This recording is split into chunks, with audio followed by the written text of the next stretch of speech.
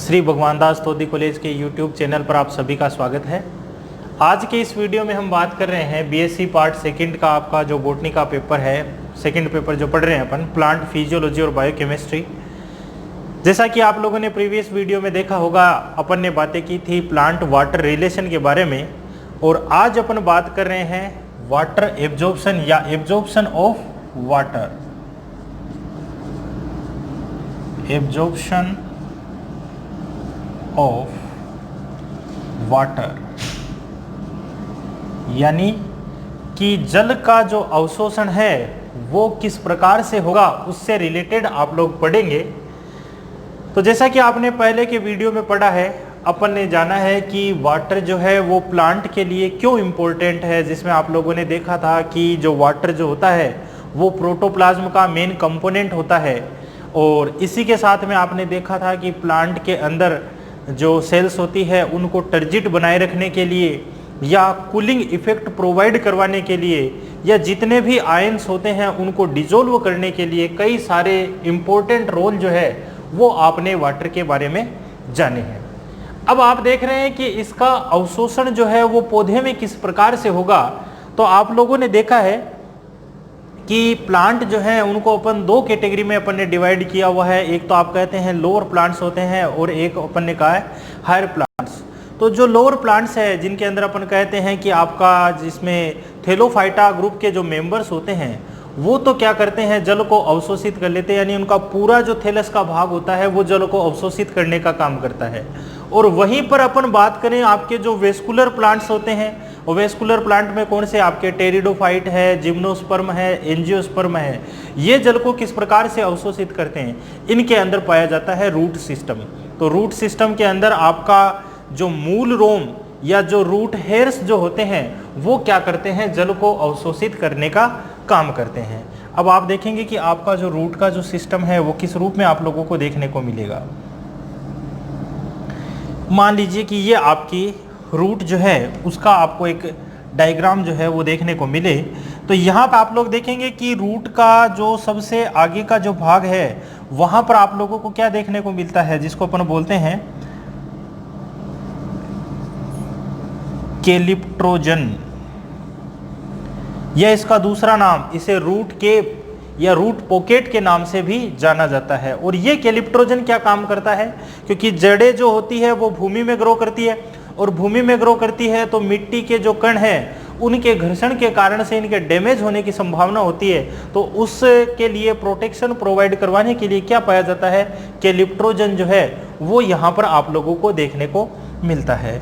फिर कैलिप्ट्रोजन के बाद का जो भाग है, ये वाला भाग, इसको अपन क्या कहते हैं, जोन ऑफ मैच्योरेशन, या इसको अपन क्या कह सकते हैं, जोन ऑफ सेल डिवीजन। ये हो गया आपका zone of meristematic reason, sorry maturation he, zone of meristematic reason, या अपन इसे क्या कह सकते हैं, जोन ऑफ सेल डिवीजन।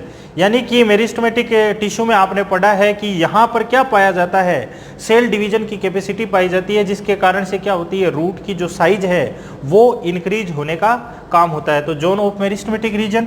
उसके बाद का एरिया आप लोग देखेंगे कि जो पाया जा रहा है, इस चीज को अपन क्या कहेंगे, zone of elongation. Meristematic reason के ऊपर का जो एरिया है वो कौन सा एरिया है, जोन ऑफ इलोंगेशन। और जोन ऑफ इलोंगेशन क्या करता है, ये भी रूट की लंबाई जो है उसको बढ़ाने का काम करता है। और ऊपर का जो शेष एरिया जो रह गया, ये आपका क्या है, जोन ऑफ मैच्योरेशन, जहां पर आपकी विकसित प्रकार की जो जड़ें हैं वो बनकर क्लियर हो जाती है। तो ये आप लोगों को एरिया देखने को मिल रहा है। और यहीं पर जोन ऑफ इलोंगेशन के पास में आप लोगों को क्या देखने को मिलते हैं, रूट हेयर जो है वो पाए जाते हैं। और ये रूट हेयर क्या करते हैं, जल को अवशोषित करने का काम करते हैं। तो आप लोगों को ध्यान में रखना है रूट के कौन कौन से पार्ट है, किस पार्ट के द्वारा जल को अवशोषित किया जा रहा है, रूट हेयर के द्वारा जल को अवशोषित किया जा रहा है। आप लोग देखेंगे कि जिम्नोस्पर्म की तुलना में एंजियोस्पर्म जो होते हैं उनके अंदर क्या होता है, रूट हेयर होते हैं वो विकसित प्रकार के पाए जाते हैं। इस कारण से ज़्यादा जल अवशोषण जो है वो आप लोगों को देखने को मिलता है। तो ये तो बात हो गई आपकी वाटर के एब्जॉर्प्शन से रिलेटेड नॉर्मल बात की रूट हेयर के द्वारा आपका जल जो है वो अवशोषित किया जाएगा। लेकिन आप लोग देखेंगे कि प्रकृति में कई प्रकार के वाटर यानी कि वाटर की जो फॉर्म है वो कई रूपों में आप लोगों को देखने को मिलेगी। उनमें से किस प्रकार के वाटर को प्लांट एब्जॉर्ब करेंगे उसकी अपन बात करते हैं। तो एब्जॉर्प्शन ऑफ वाटर का ही टॉपिक है आप लोगों का, इसी को सब टॉपिक में अपन तोड़ देते हैं।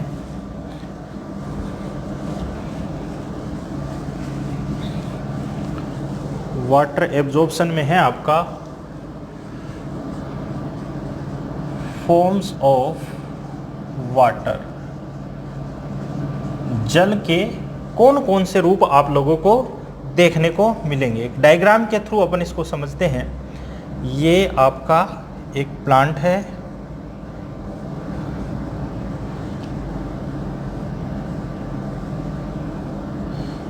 ये अपन ने प्लांट का डायग्राम बना लिया। अब इसके अंदर आप लोग देखेंगे कि कई प्रकार के वाटर जो हैं वो आप लोगों को देखने को मिल रहे हैं। कौन कौन से वाटर है उनकी अपन बात करते हैं। तो फर्स्ट नंबर आप लोग देखेंगे कि यहाँ पर आप लोगों को देखने को मिल रहा है मॉइस्चर वाटर। नमी के रूप में आप लोगों को जो वाटर है वो देखने को मिलेगा, वायुमंडल के अंदर प्रेजेंट है।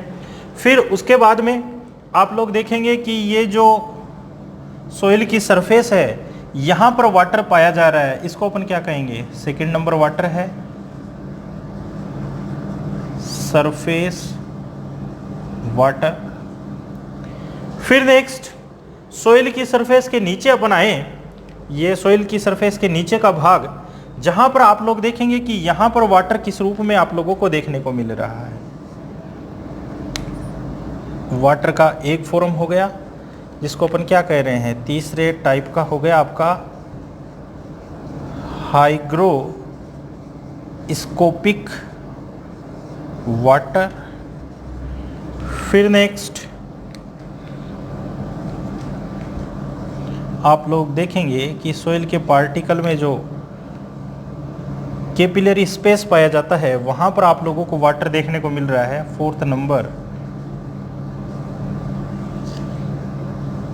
Capillary water. एक आपको किस रूप में देखने को मिलेगा, chemically bound water, chemically bound water. फिर नेक्स्ट एक आप लोग देखेंगे कि ये वाटर नीचे की तरफ आ रहा है, इसको अपन क्या कहेंगे, कौन सा टाइप हो गया, 4 नंबर, 5 नंबर और ये 6 नंबर ग्रेविटेशनल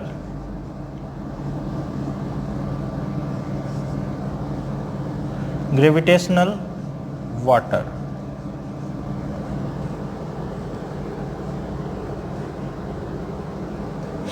और नीचे है आपका बिल्कुल इसके नीचे चट्टानों के बीच में जो वाटर पाया जाता है जिसको अपन क्या कहते हैं, ये है आपका 7 नंबर हो गया स्टेबल वाटर। यानी कि आपकी जो सोइल्स है उसके ऊपरी सरफेस पर और नीचे के सरफेस पर अपने को वाटर की ये जो फॉर्म है वो देखने को मिल रही है। एक एक की बात करते हैं अपन। सबसे पहले अपन बात करते हैं मॉइस्चर वाटर। आपने देखा कि वायुमंडल के अंदर कुछ नमी पाई जाती है, जलवाष्प जो है वो मौजूद है और ये नमी के रूप में जो वाटर पाया जा रहा है जिसको अपन क्या कह रहे हैं, मॉइस्चर वाटर कह रहे हैं। अब ये वाटर क्या पौधे के काम आ रहा है, क्योंकि जड़ों के संपर्क में नहीं है तो मोस्टली पौधे के काम में नहीं आ रहा। लेकिन आप देखेंगे जो एपीफाइटिक प्लांट होते हैं, जैसे कि आप बात करें आर्किड और वेंडा की, वो क्या करते हैं, उनके अंदर क्या होती है, हाइग्रोस्कोपिक रूट जो है वो पाई जाती है। या उनके अंदर क्या होती है, बुलिफॉर्म सेल्स वगैरह जो है वो पाई जाती है, जो कि क्या करती है, वायुमंडल की नमी को अवशोषित करने का काम करती है। तो ये मोस्टली क्या होगा, एपीफाइटिक प्लांट के द्वारा ये वाटर जो है वो यूज किया जाता है। नेक्स्ट आप देख रहे हैं सरफेस वाटर, भूमि की ऊपरी सतह पर जो पानी आप लोगों को देखने को मिल रहा है, जिसमें नदी, नाले, झरने, इन सभी का वाटर शामिल होता है, यानी कि ये क्या है, बहते हुए जल के रूप में आप लोगों को देखने को मिले तो उसे अपन क्या कहेंगे, सरफेस वाटर या सतही जल। फिर नेक्स्ट आप कह रहे हैं हाइग्रोस्कोपिक वाटर। अब हाइग्रोस्कोपिक वाटर किसे कहेंगे, ये जो आपकी भूमि की निचली सतह है, इसमें आप देखेंगे कि जो मिट्टी के कण हैं उन पर जल जो है वो सह संयोजक या आपका कोविलेंट बॉन्ड जो होता है उसके माध्यम से जल के अणु जुड़े हुए आप लोगों को देखने को मिलेंगे। सह संयोजक, सह संजन या आसंजन बलों के द्वारा जुड़ा हुआ होता है। तो ऐसे वाटर को अपन क्या कहेंगे, हाइग्रोस्कोपिक वाटर। फिर आप कह रहे हैं कैपिलरी वाटर, क्योंकि सोइल के जो पार्टिकल होते हैं वहां पर कैपिलरी स्पेस पाया जाता है, और कैपिलरी स्पेस के अंदर आप लोग देख रहे हैं कि वाटर जो है वो आप लोगों को देखने को मिल रहा है। तो ऐसे वाटर को अपन क्या कह रहे हैं, कैपिलरी वाटर। ध्यान दीजिएगा, यहाँ पर सरफेस वाटर जो है वो प्लांट के संपर्क में नहीं आ रहा है, जड़ों के संपर्क में नहीं है, इसका मोस्टली यूज नहीं किया जा रहा है। हाइग्रोस्कोपिक वाटर ये भी मोस्टली यूज नहीं हो रहा है। कैपिलरी वाटर, कैपिलरी वाटर जो होता है इसका मूल रोम के साथ में संपर्क होता है, और मोस्टली जो है यही वाटर जो है पौधे के द्वारा यूज किया जाता है, यानी कि इस प्रकार के जल को पौधे जो हैं वो अवशोषित करने का काम करते हैं। फिर आप कह रहे हैं केमिकली बाउंड वाटर। आपने देखा कि सोइल पार्टिकल्स के अंदर क्या है, कुछ ऑर्गेनिक, इनऑर्गेनिक जो है साल्ट वगैरह जो है वो देखने को मिलते हैं, तो उनके साथ में जो जल के अणु जुड़े हुए होते हैं उनको अपन क्या कहते हैं, केमिकली बाउंड वाटर के नाम से जानते हैं। फिर नेक्स्ट देख रहे हैं आप ग्रेविटेशनल वाटर। आपका जो सरफेस वाटर है वो गुरुत्वाकर्षण के कारण आप लोग देख रहे हैं भूमि की नीचे की परत में जा रहा है, चट्टानों की तरफ जा रहा है स्टेबल वाटर में कन्वर्ट होने। तो ऐसे वाटर को अपन क्या कहते हैं, ग्रेविटेशनल वाटर। ये वाटर भी मोस्टली यूज नहीं आता है, लेकिन आप लोग देखेंगे कि जो जीरोफाइटिक प्लांट होते हैं जिनकी रूट सिस्टम काफ़ी ज़्यादा विकसित होता है, तो वो मोस्टली क्या कर लेते हैं, ग्रेविटेशनल वाटर का यूज कर लेते हैं। और लास्ट में आप देख रहे हैं स्टेबल वाटर की आपको फॉर्म देखने को मिल रही है, स्टेबल वाटर, जिसमें आप लोग देखेंगे कि भूमि के अंदर जो चट्टानें पाई जा रही हैं उन चट्टानों के मध्य में जाकर जो जल है वो इकट्ठा हो गया, उस चीज़ को अपन क्या कहेंगे, स्टेबल वाटर। तो ये सारी की सारी आपकी वाटर की फॉर्म हो गई, जिसमें से आप लोगों को ध्यान में रखना है, कई बार ऑब्जेक्टिव टाइप क्वेश्चन भी आप लोगों का कर लिया जाता है कि कौन सा वाटर पौधों के द्वारा अवशोषित किया जाता है। तो कौन सा वाटर अवशोषित किया जाता है, आप लोग देख रहे हैं कैपिलरी वाटर जो है वो एब्जॉर्ब किया जा रहा है, क्योंकि ये मोस्टली क्या है, मूल रोम के संपर्क में रहता है आप लोगों का। हाइग्रोस्कोपिक केमिकली क्यों नहीं यूज किया जा रहा है, क्योंकि ये क्या है, मोस्टली बाउंडेड है, बाउंडेड होने के कारण ये यूज नहीं किया जाता है। तो इस डायग्राम से आप इस चीज़ को अच्छे से समझ गए होंगे, वाटर की फॉर्म जो है कौन कौन सी आप लोगों को देखने को मिलती है। नेक्स्ट आगे अपन बात करते हैं।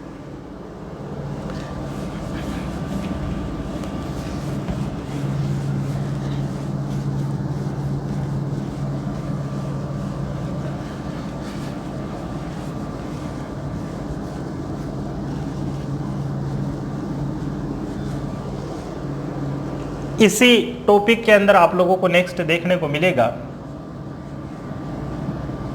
Field capacity.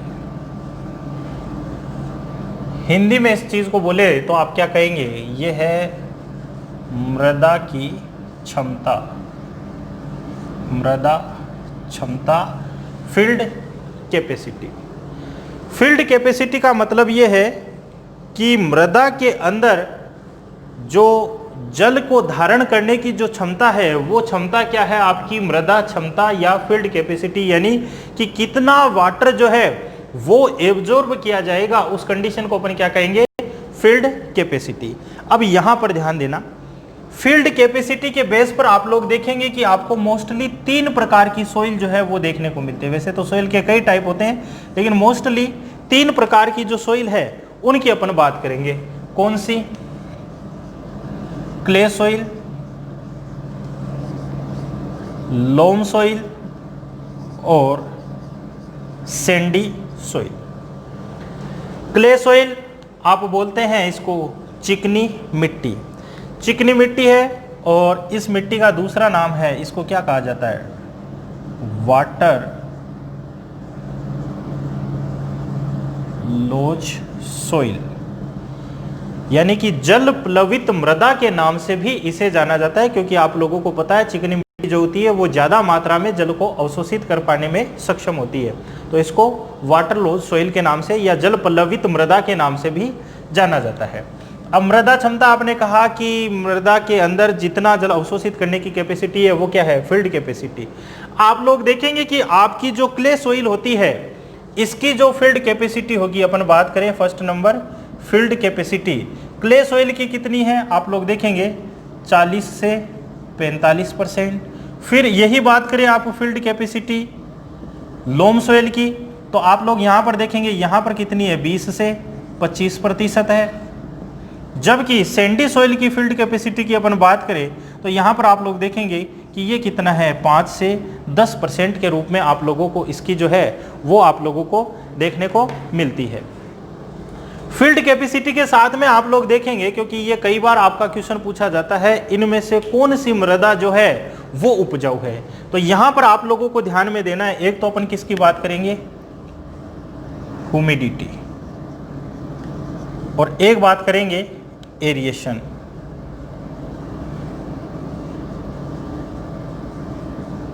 एरिएशन तो आप लोग देखेंगे कि जो क्ले सोइल है, चिकनी मिट्टी, उसकी फील्ड कैपेसिटी तो ये है, जबकि उसकी ह्यूमिडिटी और एरिएशन जो होता है वो आप लोगों को कम देखने को मिलता है, और इस कारण से आप लोग देखेंगे कि ये मिट्टी कम उपजाऊ आप लोगों को देखने को मिलती है। वहीं आप बात करें लोम सोइल, इसमें आप कह रहे हैं फील्ड कैपेसिटी आप लोगों को ये देखने को मिलेगी।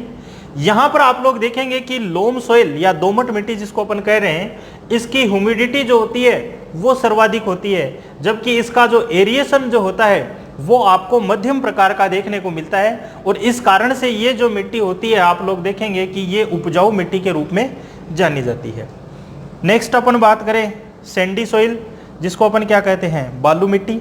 यहां पर आप लोग देख रहे हैं कि फील्ड कैपेसिटी 5 से 10% है, जबकि यहां पर आप लोग देखेंगे कि ह्यूमिडिटी जो होती है वो तो कम देखने को मिलती है, जबकि एरिएशन जिसको वातन बोलते हैं अपन, ये सर्वाधिक आप लोगों को देखने को मिलता है, तो ये मिट्टी भी कम उपजाऊ आप लोगों को देखने को मिलती है। तो ये चीज ध्यान रखना है कि कौन सी मिट्टी उपजाऊ है। इनमें से लोम सोइल जो है वो उपजाऊ होती है, फर्टाइल होती है। क्यों? क्योंकि फील्ड कैपेसिटी ये देखने को मिल रही है, ह्यूमिडिटी सर्वाधिक होती है, और एरिएशन जो होता है वो भी मध्यम प्रकार का आप लोगों को देखने को मिलता है, जिसके कारण से ये आपको उपजाऊपन जो है वो प्रदान करने का काम करती है। तो एक तो फील्ड कैपेसिटी की ध्यान रखेंगे।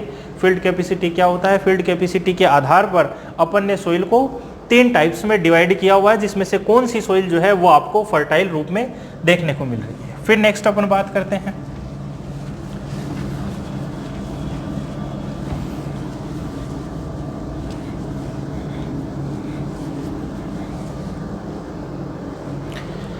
नेक्स्ट आपको एक इसी वाटर एब्जॉर्प्शन में शब्द देखने को मिलेगा, होलार्ड। होलार्ड किसे कहेंगे, और आप लोग देखेंगे कि ये जो होलार्ड है ये 2 शब्दों से मिलकर बना हुआ है।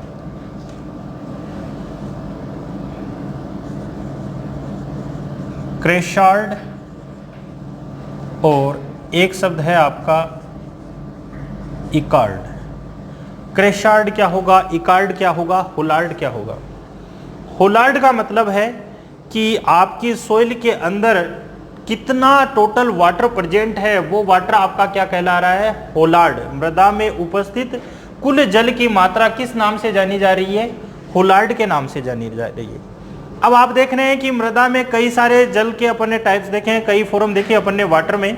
उसमें से आपने देखा कि प्लांट केवल कुछ ही प्रकार के जल को अवशोषित कर पा रहे हैं, जबकि कुछ प्रकार का जल जो है वो अवशोषित नहीं कर पा रहे हैं। तो क्रेसार्ड किसे कहेंगे, मृदा में उपस्थित वह जल जिसको पौधे अवशोषित कर पा रहे हैं, वो चीज तो क्या हो गई आपकी क्रेसार्ड।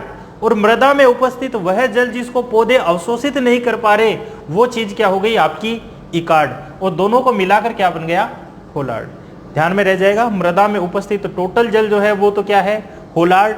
पौधे के द्वारा यूज किया जाने वाला जल कौन सा है, क्रेसार्ड। और पौधे के द्वारा उपभोग न किया जाने वाला जल जो है वो क्या है आप लोगों का, इकार्ड के नाम से जाना जाता है। तो ये सारा आप लोग ध्यान रखना, यहाँ क्रेसार्ड या इकार्ड से रिलेटेड आपका ऑब्जेक्टिव टाइप क्वेश्चन जो है वो आप लोगों को देखने को मिल सकता है।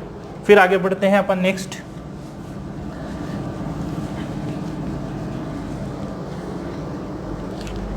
यहां पर आप लोगों को देखने को मिलेगा नेक्स्ट विल्टिंग।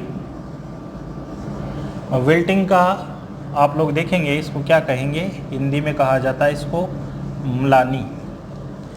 अब विल्टिंग क्या होती है, आप लोग देखेंगे कि पौधे के जो कोमल भाग होते हैं उनके अंदर जब उनकी सेल्स के अंदर वाटर होता है, प्लांट की सेल जो होती है वो स्फीत होती है, टर्जिड होती है। लेकिन जब उनकी स्फीति खत्म हो जाती है या टर्जिडिटी जो है वो खत्म हो जाती है, उस टाइम पर आपने नोटिस किया होगा पौधा जो है वो मुरझा जाता है। तो पौधे के कोमल अंगों की जो स्फीति है उसका खत्म होना, जिससे पौधा मुरझा जाता है, ऐसी स्थिति को अपन क्या कहते हैं, विल्टिंग या मलानी के नाम से इसे जाना जाता है। आप लोग देखेंगे कि ये जो विल्टिंग होती है ये मोस्टली आपको 3 प्रकार की देखने को मिलेगी। कौन कौन सी, फर्स्ट नंबर अपन बात करें इंसिपिएंट विल्टिंग, सेकेंड नंबर आप बात करोगे टेम्पररी विल्टिंग, और नेक्स्ट थर्ड नंबर है आपकी परमानेंट विल्टिंग।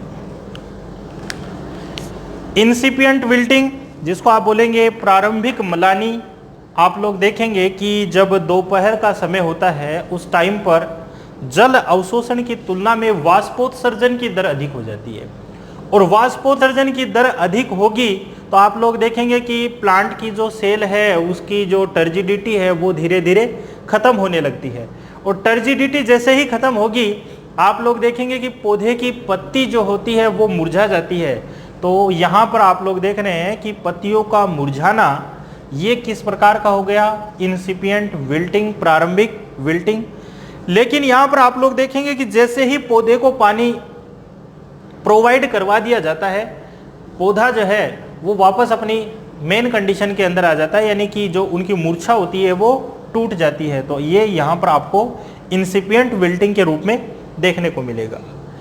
आप बात करें टेम्पररी विल्टिंग की, तो टेम्पररी विल्टिंग आप लोग देखते हैं कि जब दोपहर का समय होता है तो उस टाइम पर वाष्पोत्सर्जन भी अधिक होता है, फोटोसिंथेसिस भी होता है। तो यहाँ पर आप लोग देखेंगे कि पौधे की पत्ती के साथ में उसके अन्य जो टिश्यू है वो भी मूर्छित हो जाते हैं, और ये जो मूर्छा आप लोगों को देखने को मिल रही है ये भी फिक्स टाइम के लिए होती है, जैसे ही जल प्रोवाइड करवाया जाता है वापस अपनी स्थिति में आ जाती है। तो ऐसी विल्टिंग को अपन क्या कह रहे हैं, टेम्पररी विल्टिंग। नेक्स्ट अपन बात करें परमानेंट विल्टिंग की, तो परमानेंट विल्टिंग में आप लोग देखेंगे कि पौधे के जो टिश्यू है वो मूर्छित हो गए, और उसके बाद में आप अगर प्लांट को वाटर प्रोवाइड करवा रहे हैं तो भी उनकी मूर्छित स्थिति जो है वो ठीक नहीं हो पाती है, पौधा जो है वो डेड कंडीशन में आ जाता है। ऐसी विल्टिंग को अपन क्या कहेंगे, परमानेंट विल्टिंग। तो विल्टिंग क्या होता है, किस प्रकार की विल्टिंग जो है वो आप लोगों को देखने को मिल रही है, ये सारा आप लोगों को ध्यान में रखना है। आगे अपन देखेंगे इस टॉपिक का ही आप लोगों का पार्ट है जिसके अंदर अपन बात करेंगे कि एब्जॉर्प्शन जो है वो उसकी मैकेनिज्म किस तरह की होती है, कौन कौन से एब्जॉर्प्शन अपने को देखने को मिलते हैं, इनकी बात अपन करेंगे नेक्स्ट वीडियो में। तब तक के लिए थैंक यू।